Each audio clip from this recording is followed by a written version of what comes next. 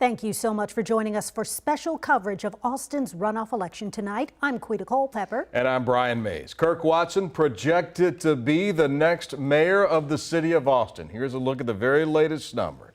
Watson leading by less than 1,000 votes total. He's making his speech now at his watch party. Let's listen in.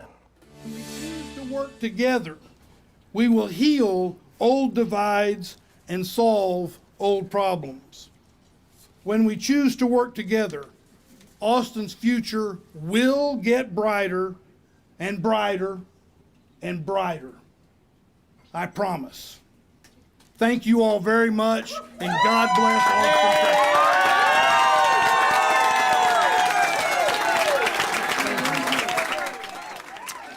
All right, you're listening to Kirk Watson. Finishing up his comments, we'll have more from his watch party coming up. Celia Israel now speaking as well. Let's listen in. If you liked our social media and how it looked, there's a young woman named Parisa Teresa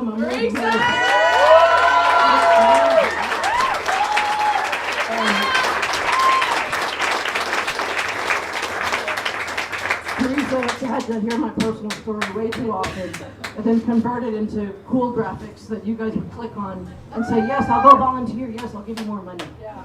So Parisa, thank you for giving your whole heart and soul on this campaign. There's a young muscled up man who helped me raise a shit ton of money.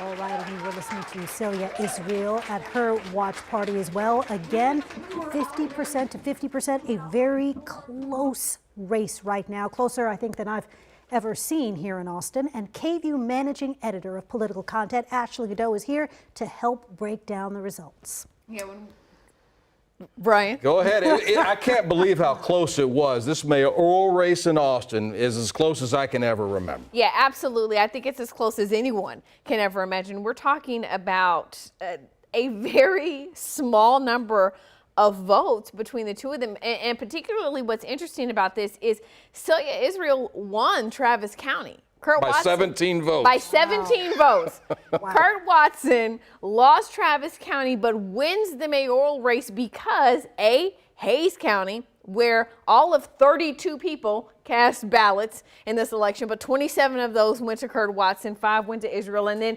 over in Williamson County, you had Watson winning 63% of the vote in Williamson County. He had a very large lead there. So just again goes to show you how much it matters, how every vote counts. I want to look at this. We were showing you this where'd map. it go? Where'd it go? I don't know where the map went. We're having a technical difficulty, but that map is very interesting because it shows you the divide in Austin. West Austin, there it is right there. So West Austin, you can see in the purple there, dominated. Kirk Watson dominated. Kirk Watson's purple. Purple. Celia Israel in the green on the right. And east of Mopac, east of 35. Yeah. You can really see the split there between these two. But even when you look at this map, and unfortunately we can't do it because we're having some issues, but when you click on precinct by precinct, when we're talking about the wins here, they are small. Yeah. The differences in between who wins which precinct, I mean, we're talking about 5 votes here, 3 votes there. That's so true. Because the tan portions in there that you see, those are actually where the two candidates tied. Right. They tied. And again, by 17 votes, Representative Israel won Travis County, but Williamson County, former Senator Watson, soon to be again Mayor Watson, dominated in Williamson County. That message to those voters, same for Hayes County.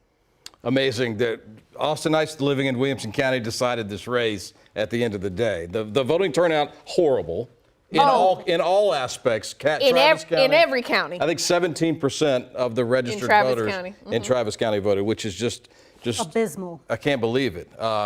That's a big one. But also 3 city council races in Austin to talk about tonight as well.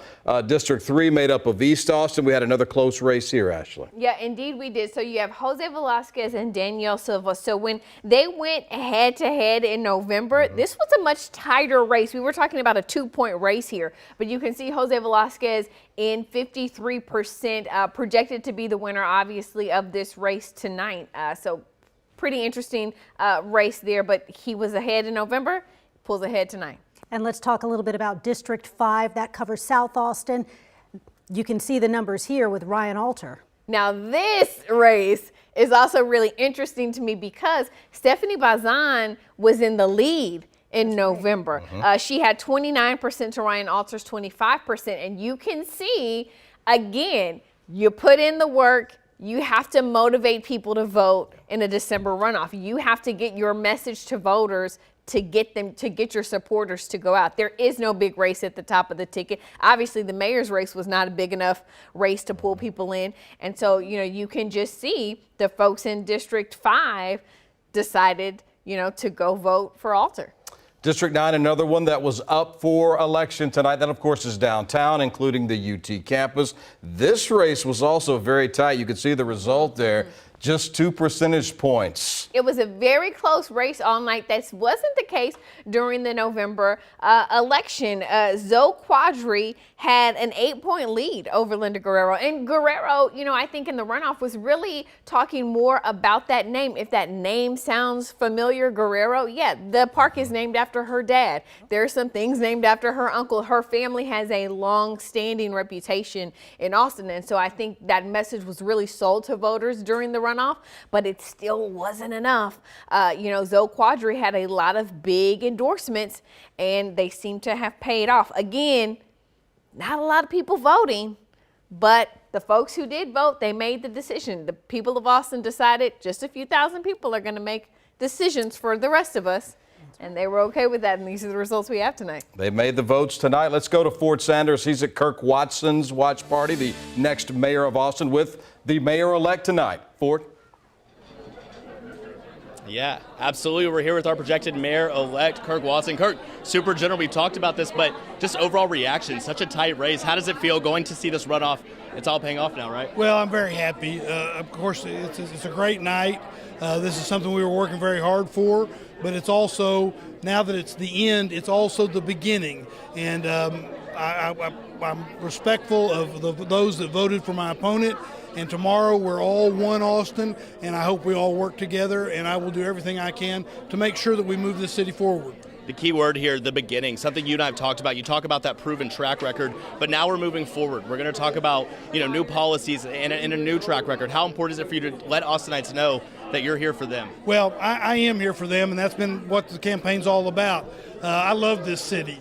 I love the people of this city, and I share their frustrations that some things need to be shaken up at City Hall, and we're going to approach those things with immediacy, with urgency, with compassion and empathy, but we're going to get the job done. I know tonight's a night of celebration. It might not be the first thing on your mind, but you're now our mayor-elect. What's the first thing that you're going to hit the ground running with? Well, immediately we need to start figuring out what the transition looks like.